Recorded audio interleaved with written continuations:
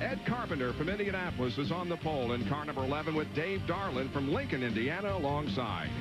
Tony Elliott from Kokomo, Indiana lines up on the inside of row number 2, flanked by Tampa, Florida's Dave Steele. Parma, Michigan's Brian Tyler comes along in row number 3, car 69, and Vincennes, Indiana's Jonathan Bennett in car 54. In the 4th row, it'll be Jason McCord in car number 4 and Derek Davidson in number 26. Robbie Rice will start in 9th position, car number 15, and Tracy Hines in 19 starts in 10th position. Aaron Fight from Galesburg, Illinois will start in the 11th spot. Alongside him will be Eric Gordon in car number 3 AC. Mike Ling from Mount Bridges, Ontario will start 13th, and Valverde, California's Jay Drake will be alongside him in the 7th row. Going to row number 8 will be Bug Kading from Campbell, California, and J.J. Yaley from Phoenix, Arizona. Then back in the last row, Memphis, Tennessee's Eric Bootsy, and starting last will be Ed Kennons, who hails from Auburn, Indiana. That is your 18-car starting lineup for tonight's feature row. Dave Darland will be on the outside, who is the current points leader, and Ed Carpenter leads him down to the green flag, and Darland gets a big jump as they go into turn number 1, but Carpenter tries to pull up alongside, cannot, drops back into 2nd position, and Darland takes the lead down the backstretch. Well, the veteran snookered the rookie on that one. That's going to make it very difficult for Carpenter to come home with his first win, because the guy that's got the lead on this racetrack has a huge advantage, especially now that all this rain and the racetrack is so green. Carpenter running 2nd. Dave Steele is in 3rd position. We're on board with Jason McCord as he tries to work his way up through the traffic. You can see a lot of traffic back there. A couple of guys trying to get to the outside. So far, well, we got a couple of them running side by side back there right now, so maybe the outside will come in pretty quick. There's Brian Tyler following the 16 of Tony Elliott as they run now in the 5th and 6th positions. And there's Robbie Rice and Jason McCord. So both of our camera cars are running right together on the racetrack, on board with McCord looking up toward Rice, and they're running back in 9th and 10th positions. Yeah, and you can see Rice in that last corner tried to go to the outside of Steele, but did not. I mean, Hines did not make that work, had to drop back down to the bottom of the racetrack. This is, of course, a half-mile racetrack, and if there is any complaint about this track, it is somewhat difficult to pass on. So once you get up into the lead, Dave Darland is going to be very difficult to pass. But on the other hand, we have to remember that once he gets into lap traffic, we may have a real contest for the lead. You can see McCord did make that pass on the outside. That race car working very well. Remember, he only has 7 cylinders in that thing, so if it is, you know, he didn't really need a lot of horsepower. The whole thing is handling here at this racetrack. Is Dave Darland, who has about a 5-car length advantage on 2nd place. Ed Carpenter running in 3rd spot is Dave Steele. Then comes Bennett, Brian Tyler, Tony Elliott, and then comes the number 19 car of Tracy Hines, who has worked himself up to the 7th position. Yeah, Hines is really working all over Tony Elliott. Just can't find a way to get around him, though. He's tried inside, he's tried outside. Hasn't been able to get to Elliott to get out of that bottom groove, though, so he can get around him.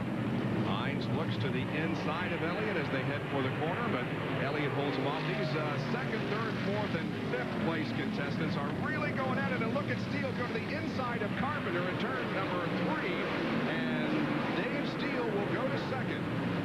Yeah, he's got his nose in there. Carpenter very loose. You can see him hanging the tail end out right there. And once Steele got his nose in there, he wasn't going to give in. Might have touched him a little bit. Oh, Carpenter again, very wide and very sideways. And that opened the door for Brian Tyler to get underneath Carpenter, and Tyler is going to go to 3rd. Carpenter dropping from 2nd to 4th here in 2 laps as he's handling a very loose race car, and Jonathan Bennett now is the driver right behind him. And then immediately behind Bennett, we have this great battle between the Tony Elliott and Tracy Hines cars, and Hines passes Elliott. Yeah, he went right to the bottom that time, made a nice pass right on the bottom as Elliott got a little car width off the pole. And at this racetrack, you don't want to give anybody that inside position. Hines is driving the red car with yellow numerals. He's to the inside of Jonathan Bennett now, and so Hines is moving up quickly here. Well, Hines has found the bottom groove down in 3 and 4 to his liking. Everybody else running up about a car width down there in 3 and 4. You can see right there, those guys all running up a little bit. Uh-oh. And the caution comes out. Yellow flag waves over the track for the first time in this feature. feature event as a car up against the wall in turn number 2 is Eric Gordon, the teammate of the driver who is leading this race.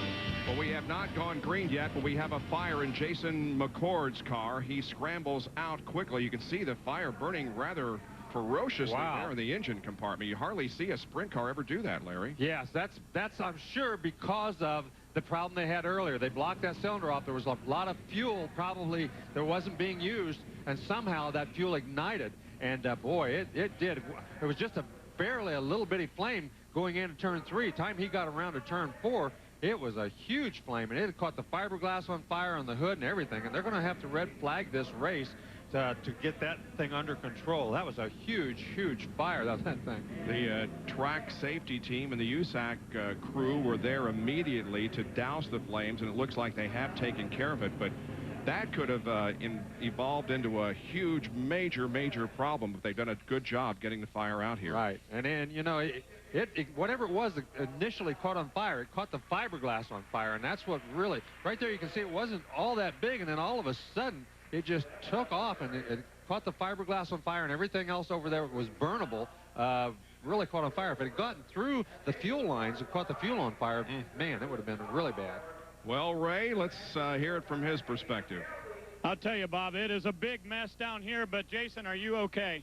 Yeah, I'm all right. Just they came over the radio and said we had a fire in the hood, and I couldn't tell if they said me or not. And then I didn't have to confirm it again. I could feel the heat and see it coming up. And, you know, I got out in time. We got a lot of restraint systems anymore, so it takes a little longer to get out of the car, but heat's a pretty big incentive, you know. And it was getting plenty warm there, so I figured it was time to just shut it off and bail. And I knew if I got up close here, there'd be some fire guys here, so we jumped out. You know, we were on 7 cylinders. The car actually wasn't too bad, but you know, I hate it for Hat World, my sponsor. They were sponsoring the race, and you know, we had a decent car, just no horsepower. But felt like once we got going there, we was gonna be able to get some guys on the outside and pick up a few spots, but wasn't meant to be. Certainly would imagine this has to do with the earlier incident, right?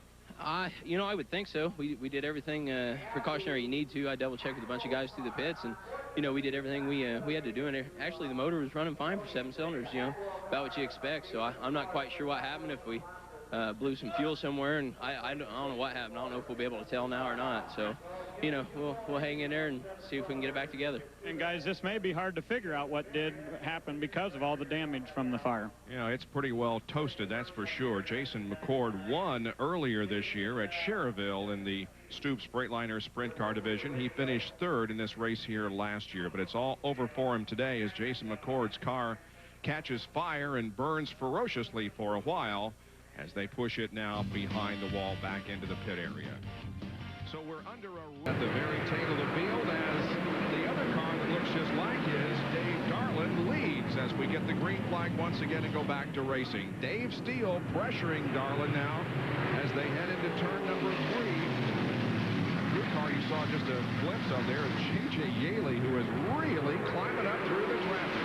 Yeah, he really is guessed right. Whenever he changes that race car, he really got a good combination for this racetrack, and he's come up there a lot. Tracy Hines in that red and yellow car back there running the 5th, he also has been coming up pretty quickly, but he has a little bit of trouble getting around Eddie Carpenter right now. Yaley is in the 76 car. He is currently running in the 7th position. We take a look back here at 4th, 5th, 6th, and 7th, and that is Hines right behind the number 11 car, driven by Ed Carpenter. Up front, meanwhile, it's Steele still pressuring Dave Darlin. And Tyler right behind him. Looks like Steele, though, is a little bit quicker. He just doesn't have enough to go around the outside. He runs right on the bottom, just trying to make him make a mistake. But Dave Darlin's not the guy that makes very many mistakes during the race. Darlin has been in 25 now, 24 coming into tonight. Feature events in this series this year. He was the winner at Lawrenceburg. Only 1 win. It's the consistency that has him atop the points by 82. He has all top 10 finishes except a 12th place finish in the Thunder we televised at Toledo, Ohio. Here is Brian Tyler now trying to get the inside of Dave Steele. He tried the outside the lap before. Steele saw him go out there and thought, well, maybe I better get out there if that's going to work. But he almost lost the spot as Tyler tried to duck down underneath him, but nobody gained any real advantage. There he goes to the outside once again. That 69 car Brian Tyler has been very tough at this racetrack, as Ray explained to you earlier, with Brian Tyler winning in it. Now he's still trying to get second from Steele, and still nothing doing. So they run in the same order. It's Darlin, Steele, and Tyler. Yeah, see, I'm not really sure I like the radios of the sprint cars. You know, the guys are being told where they're trying to get past. Steele would never have known Tyler was trying the outside if he hadn't been told on the radio.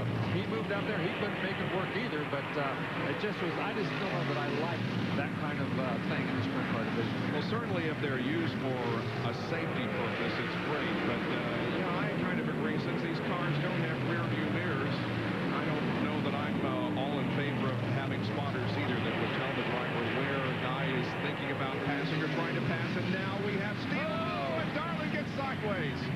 He was trying to hang on to that lead. He'd all of a sudden gone very loose for whatever reason, and Steele was out there. The only way he was going to do that was to hang on. And look at that. He's not very happy with himself. He wanted to throw things out. There he finally hit the steering wheel. But you know, he was trying to hang on to the lead. He drove it in there a little bit deeper than that car would really stick, and just turned around on him. Here's the green. We're back to racing. You can see several cars got a little sideways coming off there. Tires are a little bit cold. Everybody a little anxious, but you really have to feather the throttle. You have to be very, very ginger on the throttle here. Very easy to break the cars loose coming off the corner, and here slower is faster coming off the corner. Steele maintaining about a car length and a half advantage on Brian Tyler as they once again go down the backstretch. Then a little bit of separation back to Ed Carpenter, and J.J. Yaley is picking up another spot. He passes Bennard. Yeah, he got to the inside. That seems to be the favorite place to pass, is down there going into turn number 3. You can get a run either on the outside or on the inside, because the groove is just a little ways off of the bottom down in 3 and 4. And if you just choose a little bit of a long route down there, a guy can go around to either high or low. Now he sets his sight on Tracy Hines in the number 19 car, who is behind Ed Carpenter. Wow, he is. Here's Yaley now trying to go to the outside of Tracy Hines. He has really got that car hooked up. He made some very good decisions before this race as to what the racetrack was going to be like. Hines and he are both faster than Carpenter. Carpenter holding both of them up just a little bit because that car's a little bit loose. But he's done a great job holding his line, staying right in the groove. Oh, there he slipped up. That's going to cost him. See, it doesn't take much of a mistake for these guys to take advantage of it and get around him. And there's a good race up front also as Brian Tyler and Dave Steele are trying to decide who leads this race. Steele holds off the challenge for the moment. Tyler working the high side of the racetrack, and that's how you've got to do it, but it's just a longer way around up there. Boy, but he's doing a very, very nice job up there on that high side. Very difficult to run up there and get off the corner, though. You can get in the corner very good, run through the middle, but getting off the corner, very, very hard to do on that high side. Brian Tyler won at Toledo and at Indianapolis Raceway Park. Earlier this year was a fast qualifier at Cherville. He has all but 2 finishes in the top 10. His worst performances were at Terre Haute and Lawrenceburg, but right now he's 10th in points coming into this event and has just given Dave Steele all he can handle. Once again, he looks to the high side of the racetrack, but Steele maintains the advantage. Well, Steele's pretty crafty. He knows exactly where he's at and what he's doing. See, he's running up the racetrack a little bit, but not far enough to give him the inside. And I'm sure he's being told that Tyler's on the outside. So if he keeps drifting up and drifting up, you're going to see he's up there. He was a whole car width off down on that end. So it may be that Tyler's going to force him to move up the racetrack, and then he might just poke his nose down under him and go on by here. Well, he's going to have to get the job done quickly because we're coming up on the white flag here. Dave Steele, only 6 starts. This is his 7th start in a feature race. He won at Anderson, was fast qualifier at Salem, looking for victory number 2 here with 1 more lap to go. Yeah, if he hangs on for this last half a lap, he'll be the 3rd guy this year to come home with 2 pavement victories. The other 2 being Tyler, who's won 2, and Hines also has 2 pavement victories this year. He's going to do it. Dave Steele from Tampa, Florida wins here at Hawkeye Downs Speedway in Cedar Rapids. With Brian Tyler coming home 2nd, Tracy Hines 3rd, then Ed Carpenter and J.J. Yaley drives from 16th to 5th. But a great job by Dave Steele. Well, that was a very, very good race. These guys, for no more time than they had on the racetrack, and they do a lot of guessing, they really did a nice job. And there was a lot of passing from 16th to 5th for Yaley. We saw Tyler and Steele both all over Dave Darlin. And once Dave Darlin got to the back of the field, I don't think he passed but maybe 1 or 2 cars back there. So he really benefited by starting up front.